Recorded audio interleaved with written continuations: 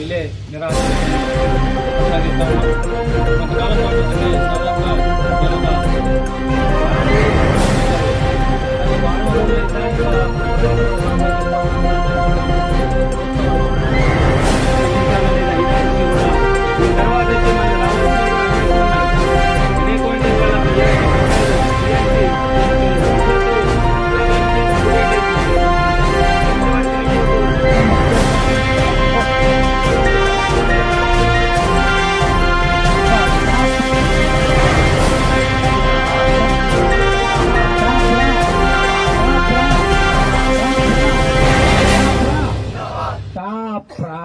Kalyan Nageswara Rao, Telangana all pensioners and retired persons association Khammam జిల్లా ప్రధాన కార్యదర్శిగా పనిచేస్తూ ఉన్నాను. ఈరోజు మేము రిలే నిరాహార దీక్ష కార్యక్రమాన్ని తీసుకున్నాం. ప్రధానంగా దీని ఉద్దేశం ఏంటంటే, ఈ రాష్ట్రంలో రిటైర్ అయినటువంటి ఉద్యోగులు, ఉపాధ్యాయులు అనేక వేల మంది మార్చి 2024 నుంచి రిటైర్ అయి ఉన్నటువంటి పరిస్థితి. వాళ్ళకి ప్రత్యేకంగా ఒక పెన్షన్ మాత్రమే ఇవాళ వాళ్ళకి పడుతున్నటువంటి పరిస్థితి.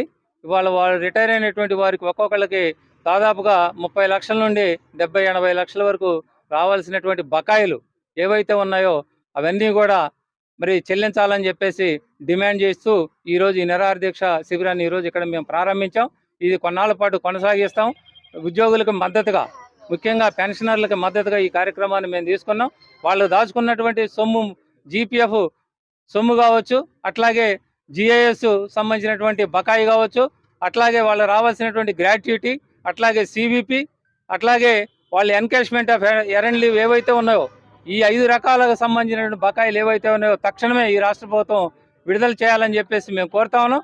ఇప్పటికే ఇవి రాకపోవడం వలన వారు ఏర్పాటు చేసుకున్నటువంటి అనేక ప్లాన్లు, ముఖ్యంగా పిల్లల పెళ్లిళ్ళు కావచ్చు, అట్లాగే వాళ్ళు ఈఎంఐలు కావచ్చు, అట్లాగే వాళ్ళు రాబోయేటువంటి కాలంలో వాళ్ళ ఒక హౌస్ ఏర్పాటు చేసుకోవాలన్నా, అట్లాగే వాళ్ళ యొక్క ఆరోగ్య సమస్యలు తీర్చుకోవాలన్నా మరి ఈ బకాయిలన్నీ కూడా రావాల్సినటువంటి అవసరం ఉందని చెప్పేసి మేము అభిప్రాయపడుతున్నాం. ఆ మేరకు ఈ రాష్ట్ర ప్రభుత్వం వెంటనే తక్షణమైనటువంటి చర్యలు తీసుకొని వాళ్ళకి ఆ బకాయిలు విడుదల చేయాలని చెప్పేసి కోరుతా ఉన్నాం.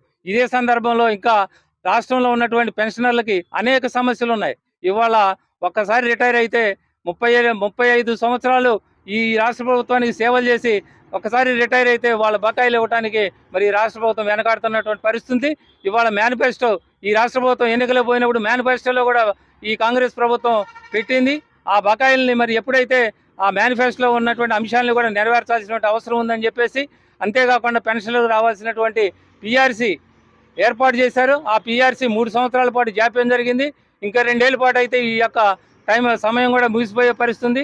వెంటనే పిఆర్సీని కూడా మరి రిపోర్టును తెప్పించుకొని ఆ బకాయిలు చెల్లించాలని చెప్పేసి కోరుతా ఉన్నాం. ఇప్పటికే ఏ రాష్ట్రంలో లేనటువంటి డిఆర్లు, ముఖ్యంగా పెన్షనర్లకు రావాల్సిన డిఆర్లు మరి దాదాపుగా 5 పెండింగ్ ఉన్నాయి. రేపు జనవరి వస్తే 6 పెండింగ్ అయ్యేటువంటి పరిస్థితి. కాబట్టి వెంటనే తక్షణమే ఈ యొక్క డిఆర్ని ప్రకటించాలని చెప్పేసి, అట్లాగే హెల్త్ కార్డులు, ముఖ్యంగా నగదు రహిత హెల్త్ కార్డులు ఇవ్వాలని చెప్పేసి మేము కోరుతా ఉన్నాం. ఇవాళ పెన్షనర్లు ముఖ్యంగా కార్పొరేట్ హాస్పిటల్లోకి వెళ్తే డబ్బు కడితేనే ఇవాళ వైద్యం చేస్తూ ఉన్నటువంటి పరిస్థితి. కాబట్టి ఇవాళ ఆరోగ్య సమస్యలు అనేవి పెన్షనర్లకు ఎక్కువగా ఉంటాయి. కాబట్టి ఈ కార్పొరేట్ హాస్పిటల్స్లో హెల్త్ కార్డులు అమలయ్యే విధంగా ఈ రాష్ట్ర ప్రభుత్వం చర్యలు తీసుకోవాలని చెప్పేసి కోరుతా ఉన్నాం. అదేవిధంగా ఇవాళ పెన్షనర్లని విభజించేటువంటి పరిస్థితి తీసుకొచ్చింది. ఇవాళ రాష్ట్ర ప్రభుత్వ పెన్షనర్లు, నూతన పెన్షనర్లు, అట్లాగే యూపీఎస్ పెన్షనర్లు అని చెప్పేసి కేంద్ర ప్రభుత్వం తీసుకొచ్చింది. ఈ యొక్క పెన్షన్ విధానంలో కూడా ఈ మార్పుల్ని వెంటనే సరిచేసి పాత పెన్షన్ విధానాన్ని అమల్లోకి తీసుకురావాలని చెప్పేసి మేము కోరుతా ఉన్నాం. మిత్రుల, నా పేరు విద్యాసాగర్. నేను రిటైర్డ్ జూనియర్ కాలేజ్ ప్రిన్సిపాల్గా చేశాను, అశ్వరావుపేట, భద్రాద్రి జిల్లా. నేను 2024 జూన్లో రిటైర్ అయ్యానండి. మరి అప్పటి నుంచి ఇంతవరకు రిటైర్మెంట్ బకాయిలు ఏం రాలేదండి. జీపీఎఫ్ ఒకటి మొన్న వచ్చిందంటే, ఒక వారం క్రితం వచ్చింది. మరి మన రాష్ట్రంలో ప్రతి నెల అన్ని డిపార్ట్మెంట్లు కలిపి ఒక 500 నుంచి 600 మంది రిటైర్ అవుతున్నారు. వీళ్ళకి ఎవ్వరికి బకాయిలు రూపాయి రావట్లేదండి. ఇది అన్యాయం. ఒక గవర్నమెంట్ ఎంప్లాయ్ రిటైర్ అయినాక 30 నుంచి 40 ఏళ్ళు ఉద్యోగం చేస్తాడు, సేవ చేస్తాడు. చేశాక అతనికి రావాల్సిన ఆర్థిక ఆర్థిక అంశాలు అయితే అవన్నీ వెంటనే ఇవ్వాలి.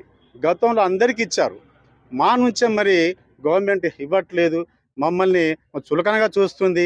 ఇతర డిపార్ట్మెంట్ వాళ్ళకి ఇస్తున్నారు, మరి మాకెందుకు ఇవ్వట్లేదు? ఎవ్రీ మంత్ 700 కోట్లు ఇస్తాం అని చెప్పని ఒక హామీ ఇచ్చింది. ఏమండి, సెప్టెంబర్ 2వ తారీఖున గవర్నమెంట్ చర్చలైనాయి. ఆ చర్చల్లో మా యొక్క వాయిస్ ఎవరు వినిపించలేదు. మేము మార్చి 24 నుంచి రిటైర్ అయిన వాళ్ళ వాయిస్ ఎవరు వినిపించలేదు. ఏ సంఘం వాళ్ళు వినిపించలేదు. వినిపించేసరికి మేము ఒక సపరేట్ సంఘం పెట్టుకున్నాము, దాన్ని రేవంటారు. అది మరి సరే, మేము అది సపరేట్గా ఉన్నా కూడా మన అందరిలో భాగమే.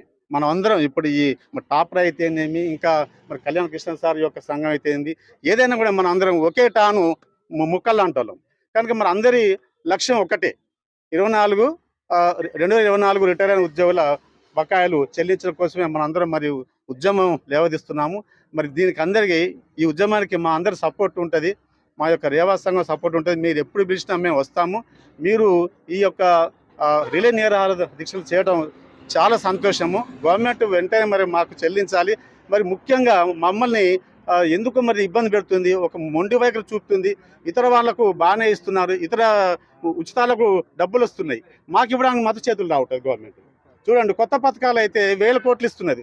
ఉదాహరణకి యంగ్ ఇండియా స్కూల్ అటండి, యంగ్ ఇండియా స్కూల్కు ఒక్కొక్క స్కూల్కు 300 కోట్లు కేటాయిస్తుంది గవర్నమెంట్. ఏమండి, మరి వాటికి ఎట్టొచ్చినాయి డబ్బులు? ఒక సందర్భంలో మన సీఎం గారు ఏమన్నారంటే అసెంబ్లీలో, నన్ను మరి మా మనోళ్ళు డిఏ అడిగారు. డిఏ ఏదో అడిగితే నన్ను కోసినాయల్లో చీరినాయల్లో చెప్పన్నాడు. ఒకవేళ ఇస్తే ఏ పథకం ఆపాలి చెప్పన్నాడు ఆయన. ఏ ఉచిత పథకం ఆపాలి చెప్పని గౌరవ ముఖ్యమంత్రి అన్నారు. మరి ఇప్పుడు యంగ్ ఇండియా స్కూల్కు 15,000 కోట్లు ఇస్తున్నారండి. మరి ఆ 15,000 కోట్లు ఏ పథకాన్ని ఆపిందండి? మొన్న అందాల పోట్లు అయినాయి హైదరాబాద్లో, దానికి కొన్ని 100 కోట్లు కేటాయించారు. ఒక్క భోజనానికి 1,00,000 రూపాయలు అట. అందాల పోట్లో వాళ్ళు తిన్న అన్నానికి అట, భోజనానికి అట 1 lakh రూపీస్ అట. నాకు సమాచారం వచ్చింది. మరి ఆ డబ్బులు ఎక్కడి నుంచి వచ్చినాయండి? ఏ ఉచిత పథకం ఆపారు చెప్పండి? ఇది న్యాయమా? అంటే మమ్మల్ని చూస్తున్నారు. దయచేసి అలాంటి దాన్ని ఆపేయండి. కాస్త మొండి వైఖరి లేకుండా చూడండి, మాకు ఇవ్వండి. మాకు ఒకేసారి ఇవ్వమని మేము అడగట్లేదు, దశల వారికి ఇవ్వండి. ఒక నెలకు 1000 కోట్లు కేటాయించండి. మాకు 700 కోట్లు కేటాయించినట్టు అది ఉత్తది అండి, అబద్ధం. అది 700 కోట్లు ఒకేసారి కేటాయించారు.